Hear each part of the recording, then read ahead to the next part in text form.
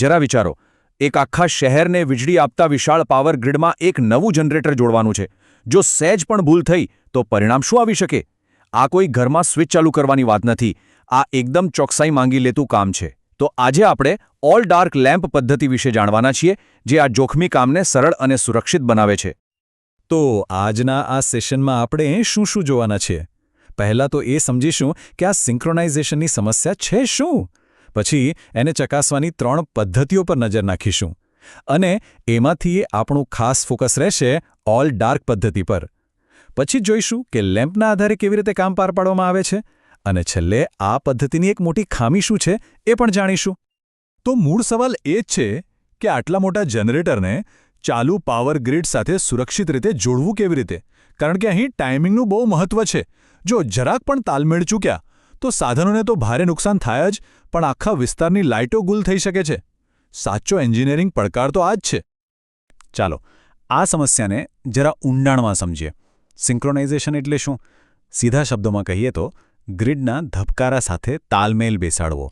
માની લો કે power grid એક મોટું ઓર્કેસ્ટ્રા છે અને આપણું નવું જનરેટર એટલે કે અલ્ટરનેટર એક નવો સંગીતકાર છે. હવે એને ઓર્કેસ્ટ્રા સાથે જોડાવવું હોય તો એણે પણ એ જ સૂર અને તાલમાં વગાડવું પડે. બસ એવું જ અહીંયા છે. જનરેટરને ગ્રીડ, જેને આપણે ટેકનિકલ ભાષામાં બસ બાર કહીએ છીએ, એની સાથે જોડતા પહેલાં એના વોલ્ટેજ, ફ્રીક્વન્સી અને ફેઝ બધું જ પરફેક્ટલી મેચ કરવું પડે છે. આ તાલમેલ માટે 3 મુખ્ય શરતો છે જેનું પાલન કરવું જ પડે. પહેલું, બંનેના વોલ્ટેજ એક સરખા હોવા જોઈએ. બીજું, બંનેની ફ્રીક્વન્સી પણ બરાબર મેચ થવી જોઈએ. અને ત્રીજું, ફેઝ સિક્વન્સ એટલે કે કરંટના વહેવાનો ક્રમ એ પણ એકદમ સરખો હોવો જોઈએ. આમાંથી એક પણ બાબતમાં ગડબડ થઈ તો સમજો કે આખું ઓપરેશન ફેલ. તો એન્જિનિયરોને કેવી રીતે ખબર પડે કે આ બધી શરતો બરાબર મેચ થઈ ગઈ છે? વેલ, એના માટે એમની પાસે કેટલાક ટૂલ્સ અને ટેકનિક્સ છે. અને આજે આપણે એવી જ એક જૂની પણ ખૂબ જ કામની પદ્ધતિની વાત કરવાના છીએ. એવી પદ્ધતિ જેમાં કોઈ મોંઘા સાધનો નહીં, પણ ખાલી 3 બલ્બનો ઉપયોગ કરીને લાખોના મશીનોને બચાવી શકાય છે. આ તાલમેલને ચકાસવા માટે મુખ્યત્વે 3 પદ્ધતિઓ વપરાય છે. એક છે ઓલ ડાર્ક લેમ્પ પદ્ધતિ, જેના વિશે આપણે આજે વાત કરવાના છીએ.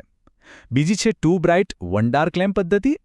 અને ત્રીજી, સૌથી આધુનિક, છે સિંક્રોસ્કોપ પદ્ધતિ. આપણું ફોકસ રહેશે પહેલી પદ્ધતિ પર, જે એની સાદગી માટે જાણીતી છે. તો ચાલો હવે સીધા જ ઓલ ડાર્ક પદ્ધતિને સમજીએ. આ પદ્ધતિની સૌથી મોટી ખાસિયત છે એની સિમ્પ્લિસિટી. કોઈ કોમ્પ્લેક્સ મીટર નહીં, કોઈ ડિજિટલ રીડિંગ નહીં, ફક્ત 3 સાદા લેમ્પ. અને એ જ આપણને જણાવશે કે ક્યારે એક મોટા પાવર પ્લાન્ટને ગ્રીડ સાથે જોડવાનો છે. છે ને કમાલની વાત? આ પદ્ધતિ કેવી રીતે કામ કરે છે એ આ સર્કિટ ડાયાગ્રામમાં જોઈ શકાય છે. અહીં જુઓ, 3 લેમ્પ છે, L1, L2 અને L3. એમને બહુ જ સ્માર્ટ રીતે ગોઠવવામાં આવ્યા છે. દરેક લેમ્પને જનરેટર અને ગ્રીડના સરખા ફેઝની વચ્ચે જોડવામાં આવ્યો છે. આ જોડાણ આપણને આગળ જોઈતા સિગ્નલ આપશે. એકદમ સરળ ભાષામાં કહીએ તો આ પદ્ધતિમાં 3 લેમ્પ વપરાય છે. આ લેમ્પને અલ્ટરનેટર અને બસબારના જે તે ફેઝની વચ્ચે જોડી દેવામાં આવે છે. જેમ કે R ફેઝને R' સાથે, Y ફેઝને Y' સાથે અને B ફેઝને B' સાથે. આ જેવા સાથે તેવાનું કનેક્શન જ આખી પદ્ધતિનો પાયો છે. ઓકે, તો હવે આવે છે સૌથી રસપ્રદ ભાગ. આ લેમ્પને વાંચવા કેવી રીતે? કારણ કે આ લેમ્પ ખાલી પ્રકાશ નથી આપતા, એ આપણી સાથે વાત કરે છે, પોતાની ભાષામાં. તો ચાલો આ પ્રકાશની ભાષાને ડીકોડ કરીએ અને સમજીએ કે આ લેમ્પના ઝબકારા આપણને શું કહેવા માંગે છે. રૂલ એકદમ સિમ્પલ છે. જો અલ્ટરનેટર અને બસ બારની ફ્રીક્વન્સી અને ફેઝ મેચ નથી થતા તો આ લેમ્પ ઝબકશે, ફ્લિકર થશે. આ ઝબકારો એક ક્લિયર સિગ્નલ છે કે ભાઈ હજી રાહ જુઓ, બધું બરાબર નથી. અને મજાની વાત તો એ છે કે આ ઝબકારાની સ્પીડ પણ આપણને ઘણું બધું કહી જાય છે. જો ફ્રીક્વન્સીમાં બહુ મોટો તફાવત હોય તો લેમ્પ એકદમ ફાસ્ટ ઝબકશે, પણ જેમ જેમ ફ્રીક્વન્સી નજીક આવતી જાય તેમ તેમ ઝબકવાની સ્પીડ ધીમી થતી જશે. તો પછી એન્જિનિયર શું કરે? એ આ લેમ્પના ઝબકારાને ધ્યાનથી જુએ છે અને એના આધારે જે ઓલ્ટરનેટરનું પ્રાઇમ મૂવર છે, એટલે કે એનું મુખ્ય એન્જિન, એની સ્પીડને એડજસ્ટ કરે છે. જેમ જેમ સ્પીડ એડજસ્ટ થાય, ફ્રીક્વન્સી નજીક આવે અને લેમ્પના ઝબકારા ધીમા પડવા લાગે. આ બતાવે છે કે કામ સાચી દિશામાં આગળ વધી રહ્યું છે. તો આપણો ગોલ શું છે?